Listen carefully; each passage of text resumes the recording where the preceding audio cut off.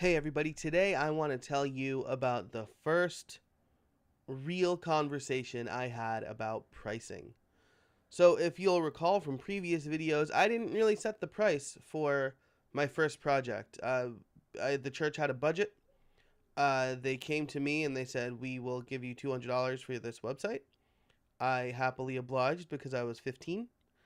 And then moving on from there, I kind of based my pricing off of that kind of project based. I didn't really have an hourly rate.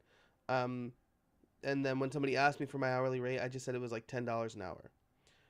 And that was the case until my boss at the deli I worked at, Joe Rizzi, Mr. Rizzi as I called him, um, he he would always give me business advice on Saturdays. It was me, my friend Amy, and Mr. Rizzi cleaning up the deli um, after the day, and it was just the three of us left. And he would always talk to me about, um, running a business and impart advice on me. And I was always appreciative of that because um, you you can't really take a class on running a business. Like you can in the general sense, but you you really need experience and mentorship and good advice. And Mr. Rizzi provided that for me at a time where like there was really no place else for me to go. I couldn't talk to my peers, like none of them had successfully run a business. Um and So he would always give me advice, and the first thing he said was, "How much do you charge?" And I said $10 an hour. And he said, "You don't charge enough. This is worth a lot more to a business. Um, are you good at what you do?" And that was the thing, right? He said, "Are you good at what you do?" And I said, "Yes." And he said, $10 an hour doesn't tell me you're good at what you do. And he said, "You need to charge at least $25 an hour." And I said, "What if people don't?" He goes, "People will see the value in what you're charging. People see a price that's too low and they think, I'm not getting good value, I'm getting something cheap. And maybe if they see a price that's too high, they'll think I can't afford that right now. But for the people who are looking for good and quality based on what you're giving them, the price matters." So from that day forward, I uh, started charging $25 an hour, and then I bumped it to 50 and then 75. And at 75 is when I got my first pushback.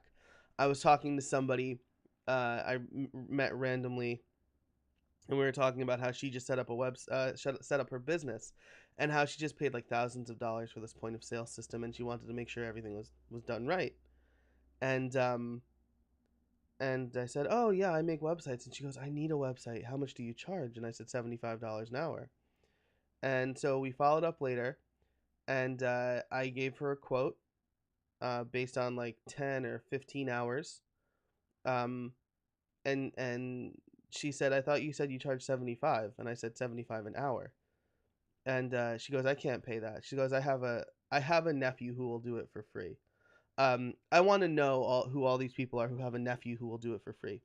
And I said, "Look, I'm very good at what I do. When you are ready to hire a serious web developer to make sure your website is done properly, come back and talk to me." And she never got back to me, but there were other clients who didn't go with me at first. They went with the cheaper option, and then they came back to me and they said, "Hey, the last guy we hired didn't work out. We really want to hire you for this project now." And I said, "Okay." And that's a hard lesson. That's an expensive lesson that they learn, right? My friend Chris Lemma wears a T-shirt that says, "If you think hiring a professional is expensive, wait till you hire an amateur." And that's really the message, right? An amateur doesn't know what they're doing, and so they might run up the cost of the budget, or they might do something that will cost you more in sales, in time, in the fact that now you do need to hire a professional. So now you're paying the professional and the amateur, and your hourly rate really projects that, and it helps filter people out too.